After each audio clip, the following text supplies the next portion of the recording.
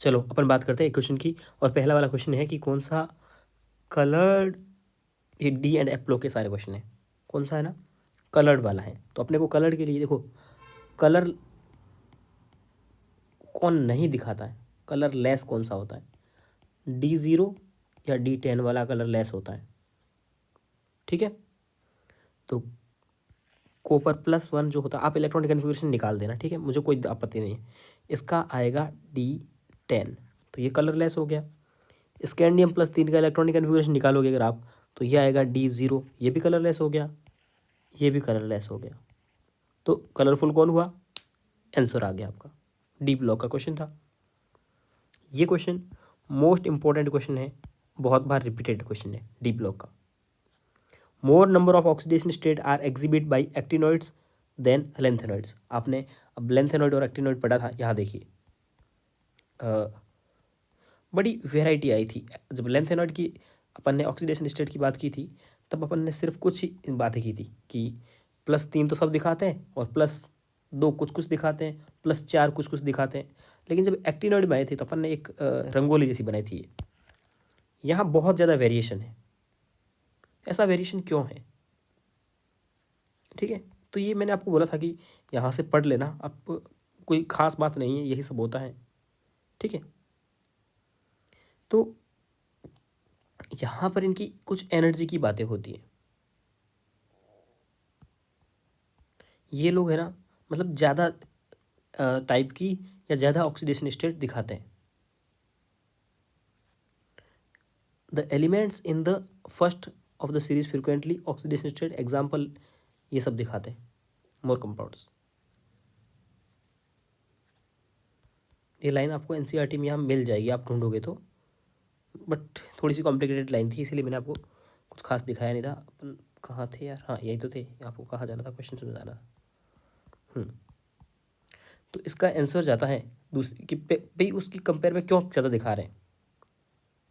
Laser energy difference between 5F and 6D। तो इसका answer जाएगा एनर्जी में, एक तो आपके पास में 5F, देखो एक्टिनोइड है ये, तो एक्टिनोइड में क्या होगा, 5F और 6D होंगे एक्टिनोइड में, और लेंथेनोइड में क्या होगा, 4F और 5D होगा। तो यहाँ का एनर्जी डिफरेंस E1 मान ले, यहाँ का एनर्जी डिफरेंस E2 मान ले, तो ये E1 जो है ना, एनर्जी डिफरेंस बहुत कम है। जब एनर्जी डिफरेंस कम होता है तो इलेक्ट्रॉन इधर से इधर आसानी से जंप कर लेता है।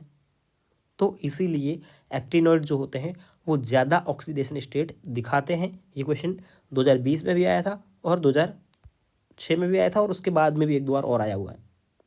आंसर समझ में आया आपको, एक्टिनोइड ने ज़्यादा ऑक्सीडेशन स्टेट दिखाई, आपने देखा था लेंथेनोइड के कंपेयर में। क्यों, क्योंकि उनका देखो, इन दोनों का एनर्जी गैप लेना हमने को, इसका एनर्जी गैप लेना। मान लो 5F की एनर्जी थी कुछ E1, इसकी थी E2, तो यहाँ हो जाएंगी E1 - E2, जिसको आप बोल देते हैं E, ठीक है। और यहाँ इसकी है E3 और इसकी है E4, इनका डिफरेंस निकाल दोगे, उसको आप बोल दे रहे हो, इसको E बोल रहे हो और इसको बोल दे रहे हो E डैश। तो E डैश जो E है ना, एक्टिनोइड वाला एनर्जी डिफरेंस वो कम है, इसीलिए। ओके, अगला question, most stable in aqueous medium. अपन ने बात की थी भाई क्रोमियम +3 की। एक्वस मीडियम में ये क्या होता है, T2G हाफ फिल्ड होता है, मैंने बोला था ना क्वेश्चन आया हुआ है, ये रहा। ठीक है, अब यहाँ पे अपने को एक गलत स्टेटमेंट ढूंढ के दिखाना है कि इसमें से गलत कौन है। Lanthanoid contraction is accumulation successive shrinking, incorrect बताना अपने को। लेंथेनोइड कॉन्ट्रैक्शन होगा, उसके बाद क्या होगी, साइज में श्रिंकिंग होगी, कम होता जाएगी साइज। लेंथेनोइड कॉन्ट्रैक्शन हो, एक्टिनोइड हो, कुछ भी हो, साइज में श्रिंकिंग हो जाती है, मतलब सिकुड़ना होता है, साइज सिकुड़ती जाती है। As a result of lanthanoid contraction the properties of 4D series transition element have no similarities with 5D series. अब ये देख बोलता है, देखो अपन ने क्या बोला, 3D 4D और 5D। 4D और 5D की प्रॉपर्टी जो होती है 3D की कम होती है, और 4D और 5D की प्रॉपर्टी लगभग बराबर होती है, जैसे साइज हो गया, कुछ और प्रॉपर्टी भी। तो ये प्रॉपर्टी बराबर होती है, इक्वल होती है। अब ये क्या बोलता है कि इनमें तो कोई रिलेशन ही नहीं है, तो ये करेक्ट स्टेटमेंट इनकरेक्ट हो गया। इनमें रिलेशन होता है और वो एक तरह से यहाँ पे नो को हटा दो, सिमिलर होती है लगभग। ओके, अगला वाला क्वेश्चन है सेकंड आईपी। मैंने आपको आईपी के ऑर्डर बताए थे। फर्स्ट आईपी किसकी ज़्यादा थी? फर्स्ट आईपी ज़्यादा थी मैग्नीज की। मैंने ऐसे लिखाया था, क्रोमियम को पहले और मैग्नीज की। सेकंड आईपी क्रोमियम की ज़्यादा होती है मैग्नीज से। थर्ड आईपी वापिस मैग्नीज की ज़्यादा थी क्रोमियम से। और बाकी आईपी के बारे में क्या बात थी? लेफ़्ट टू राइट जा रहे थे तो आईपी इंक्रीज हो रही थी, यही बात थी। तो लेफ़्ट टू राइट जाओगे तो इंक्रीज होगी। और क्रोमियम और मैग्नीज में से सेकंड आईपी क्रोमियम की ज़्यादा होगी। इसमें क्रोमियम की ज़्यादा दिखा रखी है, इसने मैग्नीज की ज़्यादा दिखाई, गलत। इसने क्रोमियम की ज़्यादा दिखाई, सही बात। इसने मैग्नीज की ज़्यादा दिखाई, गलत। उसके बाद में टाइटेनियम की एनर्जी, वेनेडियम की एनर्जी, ये तो पीछे आ जाते हैं। तो स्कैंडियम, फिर टाइटेनियम, फिर वेनेडियम, फिर क्रोमियम और मैग्नीज में एक्सेप्शन आएगा तो मैग्नीज और फिर क्रोमियम। तो टाइटेनियम और वेनेडियम तो मैग्नीज से भी पीछे आएंगे ना, आएंगे। तो ये आंसर जाएगा। आसान क्वेश्चन था, आपके साथ डिस्कस हो चुका था। अगला क्वेश्चन है लार्जेस्ट ऑक्सीडेशन स्टेट दिखाता है जो, लार्जेस्ट ऑक्सीडेशन स्टेट कौन दिखाता है? अब आप बोलोगे कौन का, हमें क्या पता चलेगा कि कहाँ कौन सा एलिमेंट है? डी ब्लॉक की बात कर रहा है, कैसे पता लगेगा? तो ये इसने देखो 3D लिखा है, मतलब 3D सीरीज की बात कर रहा है। और 3D सीरीज में सबसे ज़्यादा मैक्सिमम ऑक्सीडेशन स्टेट दिखाता है मैग्नीज, जो कि +7 होती है। और मैग्नीज का इलेक्ट्रॉनिक कन्फिगरेशन होता है 3D5 4s2। आई बात समझ में? ओके। लेंथेनॉइड में सबसे कॉमन ऑक्सीडेशन स्टेट कौन सी थी? बहुत आसान क्वेश्चन, +3 थी। इसके अलावा क्या क्या दिखा रहा था? 2 और 4 भी दिखा रहा था, कल के वीडियो में दिखा दी। जर्कोनियम और हाफेनियम की साइज लगभग बराबर होती है लेंथेनाइड कॉन्ट्रैक्शन की वजह से, बहुत बार क्वेश्चन आया ये तो। उसके बाद में बोलता है, क्या बोल रहा है? 3D6 किसका इलेक्ट्रॉनिक कन्फिग्रेशन होगा? अगर आप इनके इलेक्ट्रॉनिक कन्फिग्रेशन लिखोगे तो इसका हो जाएगा 3D6। आसान है, इलेक्ट्रॉनिक कन्फिग्रेशन आपको आने चाहिए। कलर कौन दिखाएगा? कौन दिखाएगा? D0 और D10 वाले कलर नहीं दिखाते हैं। और आज अपन ने F ब्लॉक में भी पढ़ा था, और F0 और F14 नहीं दिखाते हैं। ये D0 है और ये F0 है और ये F14 है। ये NCERT की लाइन थी कि ये दोनों कलर नहीं दिखाते, अपन पढ़ के भी आए थे। तो ये कलर दिखाएगा। अगर आपको इनके बारे में पता भी नहीं हो तो भी आप इसका इलेक्ट्रॉनिक कन्फिग्रेशन लिखोगे तो इसका इलेक्ट्रॉनिक कन्फिग्रेशन आएगा D1। अनपेड इलेक्ट्रॉन होगा तो वो कलर दिखाएगा। अगला, यूरेनियम कैन बी ऑब्टेन्ड। अब ये एम्स का क्वेश्चन है, हो सकता है आउट ऑफ NCERT से आया हो, कोई दिक्कत नहीं है। UF4, या फिर आप एक बार P ब्लॉक में चेक कर देना, P ब्लॉक में आपको ये मिल जाएगा, और वगैरह के बारे में बात करता है वहाँ पे। ठीक है, और नहीं भी मिले तो एम्स का क्वेश्चन है, आउट ऑफ NCERT आते रहते थे। अगला क्वेश्चन है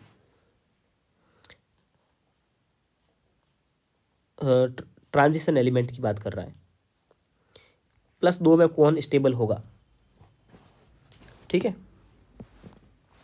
को क्या ऑर्डर होगा +2 का? तो +2 में देखो मैग्नीज है, मैग्नीज सबका इलेक्ट्रॉनिक कन्फ्यूजन लिखते हैं। मैग्नीज +2 में होगा तो इसका इलेक्ट्रॉनिक कन्फ्यूजन होगा D5। आयरन +2 में होगा तो इसका इलेक्ट्रॉनिक कन्फ्यूजन होगा D6। क्रोमियम होगा +2 में तो इसका इलेक्ट्रॉनिक कन्फिग्रेशन क्या हो जाएगा? D4। कोबाल्ट होगा तो इसका हो जाएगा D7। अब सबसे ज़्यादा स्टेबल आपको कौन दिख रहा है? हाफ फील्ड वाला स्टेबल होता है तो ये सबसे आगे आएगा। आंसर यहीं आ गया, कौन ज़्यादा स्टेबल है +2 में। बड़ा क्वेश्चन समझ में आ गया। देखो, और अल्कलाइन मीडियम, इसने क्या किया था? ये है ना, आपको पता है ना, अपन ने आयोडीन का पढ़ा था आपको ने आयोडीन का। I- को वो कहीं IO3 में ऐसे कुछ चेंज कर रहा था, IO3- में चेंज कर रहा था, याद है? एल्कलाइन मीडियम में। तो अगर ब्रोमीन है, मैग्नीज KMnO4 चेंज कर रहा था, याद करो, एम्स का क्वेश्चन है। तो उसने आयोडीन न लग करके कंफ्यूज करने के लिए ब्रोमीन लिख दिया। ठीक है, तो अब ये तो अपन ने पढ़ा था ना, एक टेबल दिखाई थी मैंने आपको, याद हो तो मैंने बोला था कि जब एसिडिक मीडियम होगा या बेसिक मतलब वो न्यूट्रल होगा, जिसको मैं कॉपी करके लाया था, और या फिर स्ट्रॉन्ग बेसिक होगा। या इसने सिंपल एल्कलाइन लिखा है, मतलब ये वाली बात कर रहा है। स्ट्रॉन्ग नहीं लिखेगा तब तक अपन ये नहीं मानेंगे। यहाँ मैग्नीज +7 में होता था सब में, टेबल बनाई थी, याद है आपको? भूल गए इतना जल्दी? नहीं भूले। Mn+2 में जाता था, Mn+4 में जाता था, Mn+6 में जाता था। अरे बाबा, यही क्वेश्चन 2021 अभी नीट 22 में आया है, क्या बात कर रहे हो? यही क्वेश्चन तो आया है, +7 से +4 में जाता है। ओके, और ये वाला क्वेश्चन मैंने आपके साथ में डिस्कस किया था। अपन ने बोला था कि टाइट्रेशन जब करते हैं तो K2Cr2O7 को प्रायोरिटी देते हैं Na2Cr2O7 के ऊपर। ये बोल रहा है Na2Cr2 को प्रायोरिटी देंगे, नहीं देंगे प्रायोरिटी इसको। क्यों? क्योंकि ये तो पानी को एब्जर्व कर लेता है। क्यों? सही बात है ना? ओके, ये क्वेश्चन है। अगली बात है, बोलता है करेक्ट ऑर्डर कौन सा है। आईपी की बात कर रहे हैं। सेकेंड आईपी किसकी ज़्यादा होती है? क्रोमियम की ज़्यादा होती है। और ये ऑर्डर जस्ट अपन अभी क्वेश्चन करके भी आए हैं।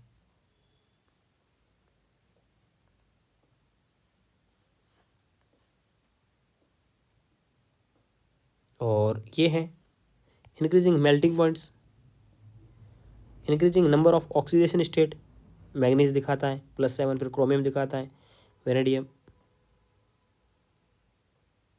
Against it, not correctly. हाँ, नॉट करेक्टली, गलत कौन सा है ये बताना अपने को।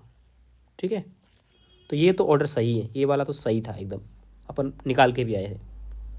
ये भी सही है, ये +7 ऑक्सीडेशन स्टेट दिखाता है, ये +6 दिखाता है, ये +3 दिखा सकता है, ये +4 दिखाता है, V2O5 में वेनेडियम 5 भी दिखाता है। तो यही है ना, increasing number of oxidation state, तो ये सही, ये भी सही है। मैग्नेटिक मोमेंट अगर आप निकाल के देख लोगे तो इनका अनपेड इलेक्ट्रॉन इंक्रीज हो रहे हैं, तो मैग्नेटिक प्रॉपर्टी बढ़ रही है, ये भी सही है, तो यही इनकरेक्ट होगा। कैटलिक प्रॉपर्टी के बारे में अपन बात कर चुके हैं पहले बहुत बार, कि अगर एक चीज सेलेक्ट करनी हो तो अपन सेलेक्ट करेंगे वेरिएबल ऑक्सीडेशन स्टेट, बात हो चुकी थी। क्रोमियम +2 का मैग्नेटिक मोमेंट किसके बराबर होगा? तो क्रोमियम में कितने इलेक्ट्रॉन हैं देखते हैं। क्रोमियम +2 में इलेक्ट्रॉन होंगे, इसका इलेक्ट्रॉनिक कन्फिगरेशन देखोगे क्रोमियम +2 का D3, 3 अनपेड इलेक्ट्रॉन। बाकी अब देखो 3 किस में होंगे, इसका होता है D5, 5 अनपेड इलेक्ट्रॉन। इसमें कितने, सॉरी 5 क्यों, इसमें तो 3। और इसमें कितने, D8, तो 2 अनपेड इलेक्ट्रॉन। इसमें कितने, कोबाल्ट में D7, तो 3 अनपेड इलेक्ट्रॉन। बड़ा अजीब नहीं लग रहा मुझे कुछ? D7, और इसमें कितने होंगे, D6, तो 4, निकल में 2,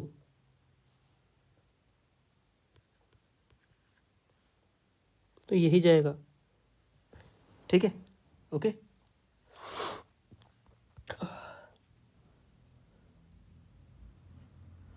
नीट 2013 का क्वेश्चन है, बट ये जो क्वेश्चन है ना, इसको इस यहाँ से करेंगे तो रिएक्शन रटने वाली बात हो जाएगी।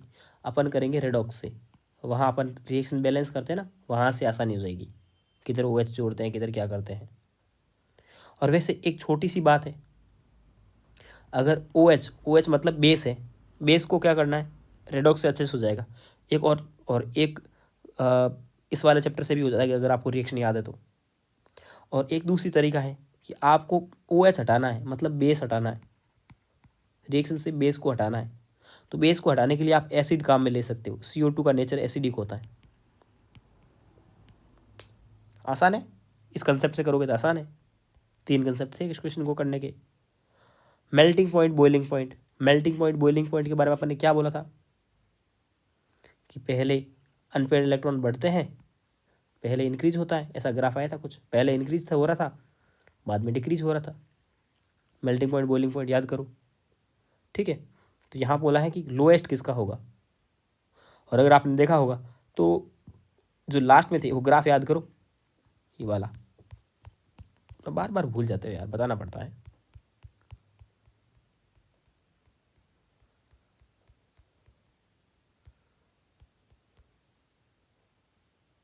ये वाला, ये ग्राफ देखो, ऐसे पहले बढ़ा फिर घटा, ऐसे तो थे सारे ग्राफ। इसमें मैग्नीज थोड़ा एक्सेप्शन था, बाकी पहले बढ़े फिर घटे, और लास्ट में किसके थे, इनके थे कि नहीं थे। तो यही आपका आज का क्वेश्चन था, बट आप कर नहीं पाए, कर लिया था, ओके कोई बात नहीं। तो कोपर आ गया आंसर, ठीक है। Maximum number of unpaired electron किस में होंगे, सीधी सी बात है, जो सीरीज में बीच में होगा उसमें मैक्सिमम अनपेड इलेक्ट्रॉन होंगे F7। देखो यहाँ से सीरीज होगी, ला के पैर नदी में, पाँव समुंदर में, यूं गढ़ तब दिलबर हो, अरे तुम तो यूं भी ला दो।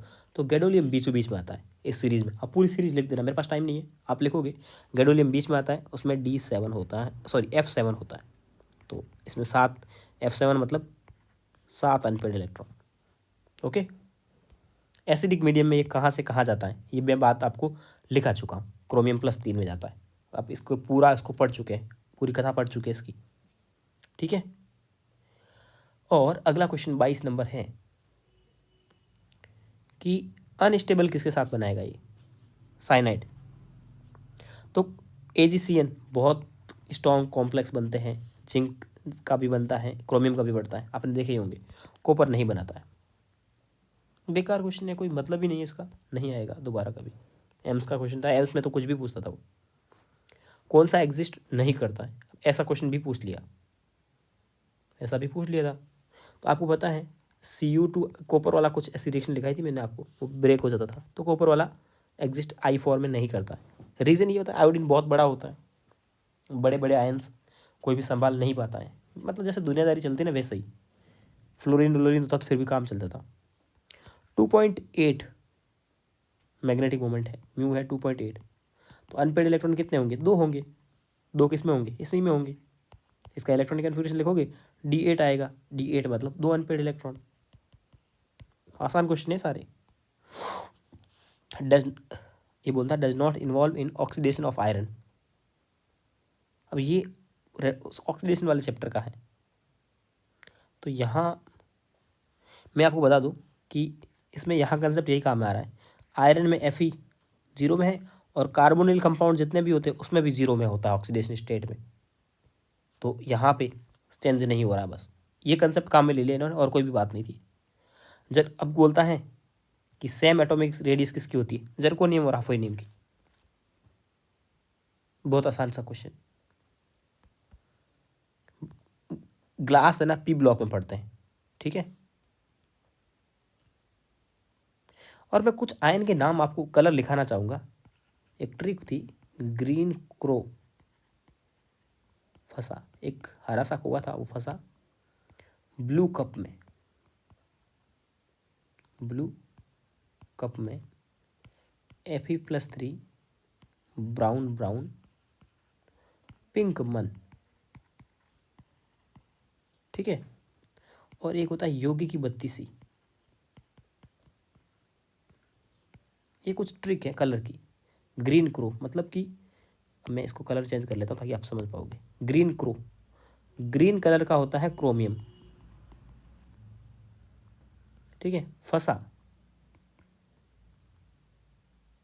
फसा का कोई मतलब नहीं है। कॉपर+2 होता है, वो ब्लू कलर का होता है।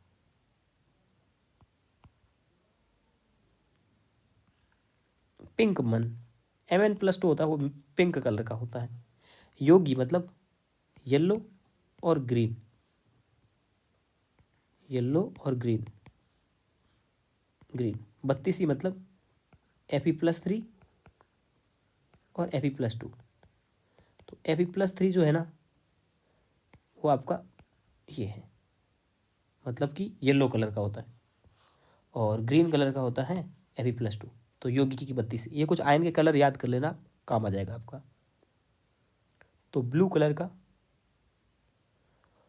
आपको कलर देना है। तो क्रोमियम हो नहीं सकता क्योंकि वो तो ग्रीन होता है। मैग्नीज हो नहीं सकता क्योंकि वो पिंक होता है। आयरन हो नहीं सकता क्योंकि वो येलो होता है। बचा कौन? अरे वाह, हो गया क्वेश्चन अपना। ये याद रख लो, आयरन के कलर। ठीक है, ये ट्रिक है।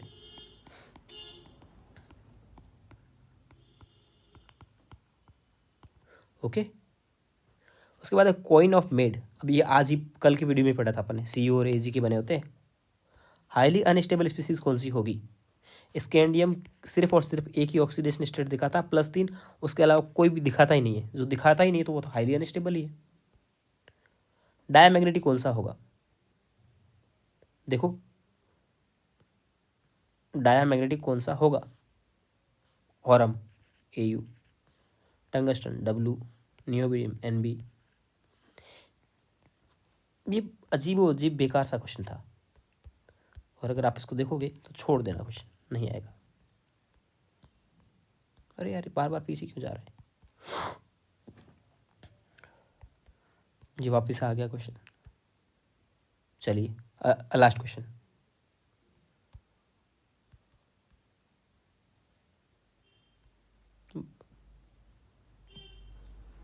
ये क्वेश्चन है कि इनकरेक्ट स्टेटमेंट बताना अपने को। तो इनकरेक्ट स्टेटमेंट यहाँ पे होगा,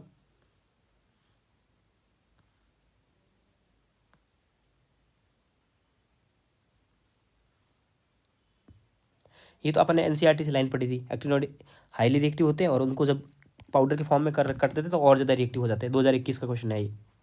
ठीक है, एक्टिनोइड कॉन्ट्रैक्शन ज़्यादा बड़ा होता है लेंथेनाइड कॉन्ट्रैक्शन से, ये बात भी अपन ने देख करके आए थे। ठीक है, और लेंथेनॉइड में ट्राईवेलेंट होते हैं, मतलब +3 ऑक्सीडेशन स्टेट कॉमन है, ये बात भी सही है। तो ये इनकरेक्ट हो गया। ये क्वेश्चन है ना, आपको ऐसे समझाने के लिए मैंने AIEEE का क्वेश्चन डाल दिया था कि